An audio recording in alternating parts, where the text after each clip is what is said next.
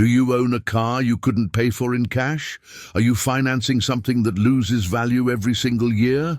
Have you ever calculated what your car will actually cost you over the next 30 or 40 years?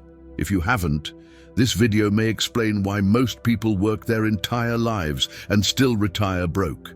My name is Charlie Munger. I'm 99 years old, and over my lifetime, I accumulated billions of dollars. This video is not about cars. It's about how ordinary, socially accepted decisions quietly destroy wealth. I drove a 2006 Honda Accord for 13 years. I paid $21,000 for it.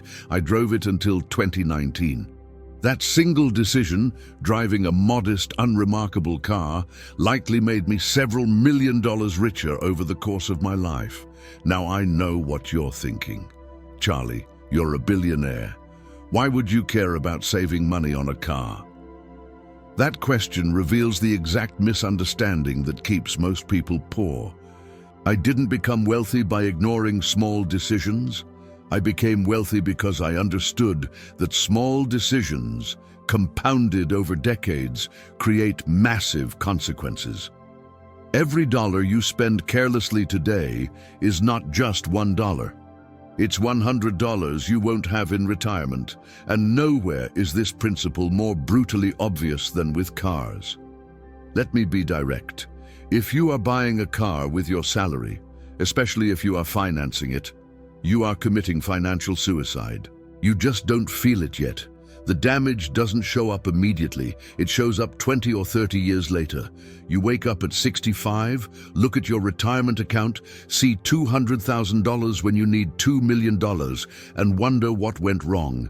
I'll tell you exactly where it went wrong. It drove away at 15 miles per gallon. Let me tell you about a mistake I made early in my career. It was 1955.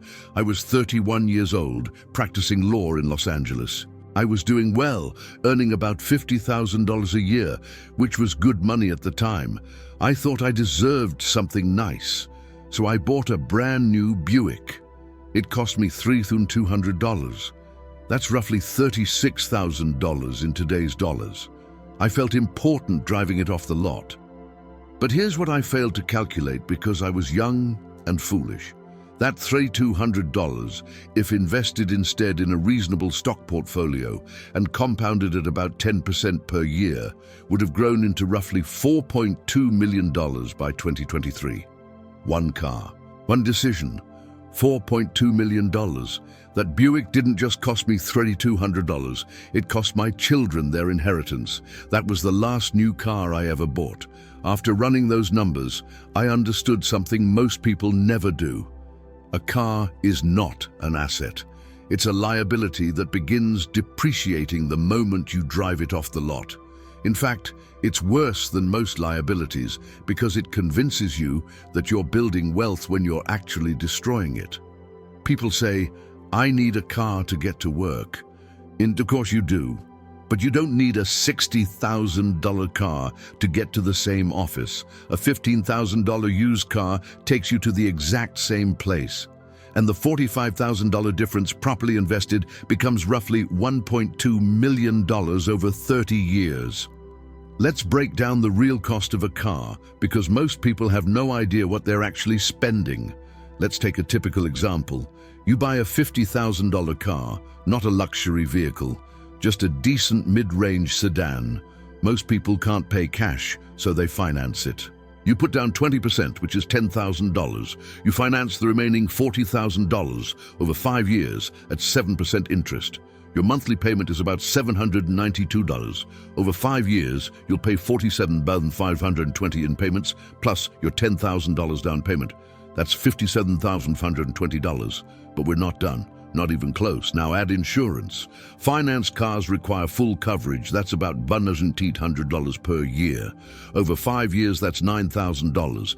Now we're at $66,520. Add maintenance and repairs, oil changes, tires, brakes, unexpected repairs. Be conservative. Call it $1,000 per year. That's another $5,000. Now we're at $71,520. Now add fuel.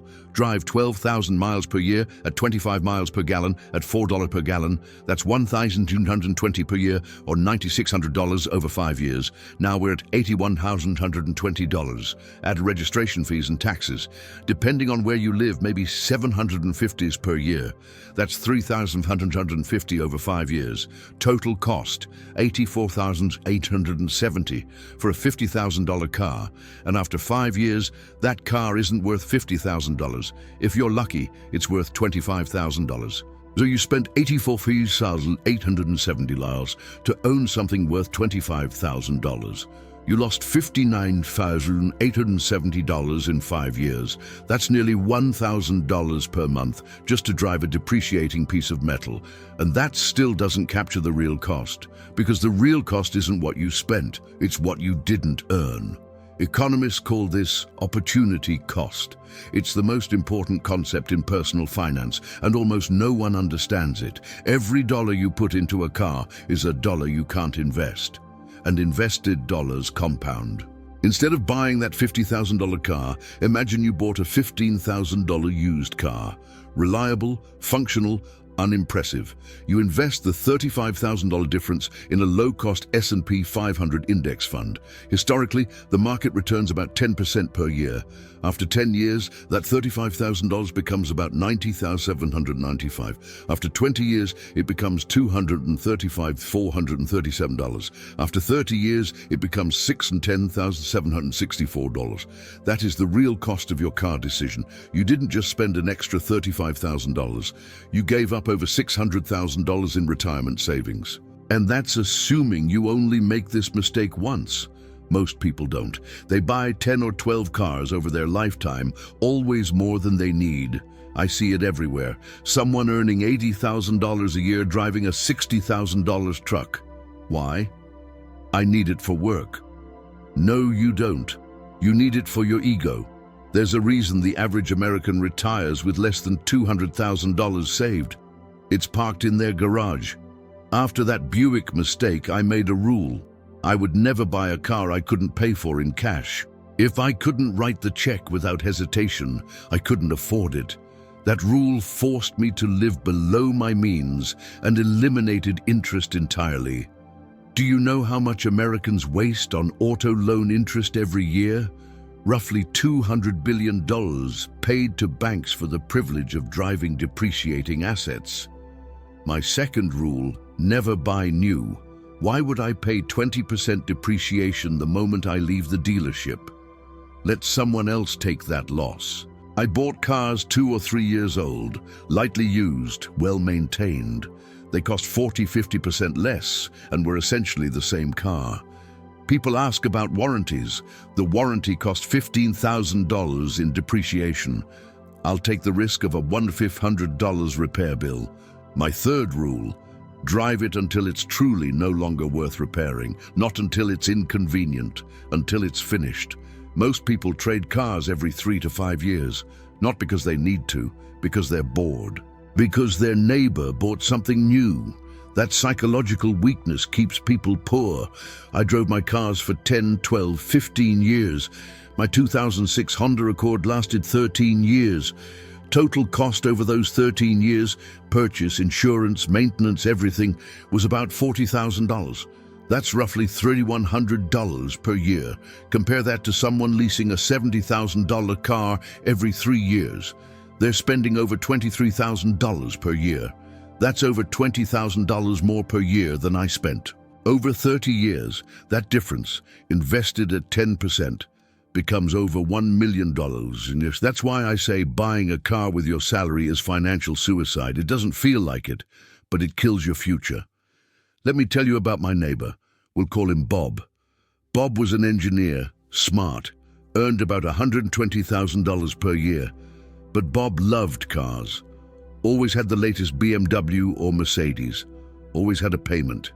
I used to think, Bob, you're washing your retirement.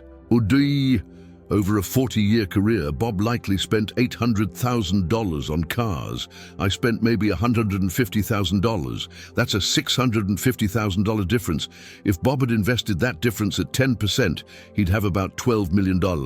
Instead, he retired with a leased BMW he didn't own.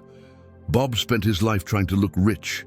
I spent my life trying to be rich. Those are opposite strategies, and they produce opposite outcomes. Buying expensive cars doesn't make you wealthy. It makes you look wealthy while making you poorer. Truly wealthy people don't care about appearances. They care about freedom. Cars are tools, not status symbols. Poor people think cars are investments. Middle-class people think cars are necessities. Rich people know cars are expenses to be minimized. People say they need reliability, safety, comfort. Fine, buy a 3-year-old Toyota Camry or Honda Accord. Reliable, safe, half the price. The truth is, 90% of car buying decisions have nothing to do with transportation. They're about ego. And here's the uncomfortable reality. No one cares what you drive. Your co-workers notice your new car for 3 days. Then they forget. You're the one stuck with the payment for 5 years. The only people impressed by your expensive car are people who are bad with money, and their opinions won't fund your retirement. People think they're choosing a car.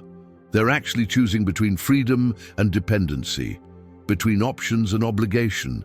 Think long-term. Run the numbers. And for the love of reason, stop buying cars with your salary.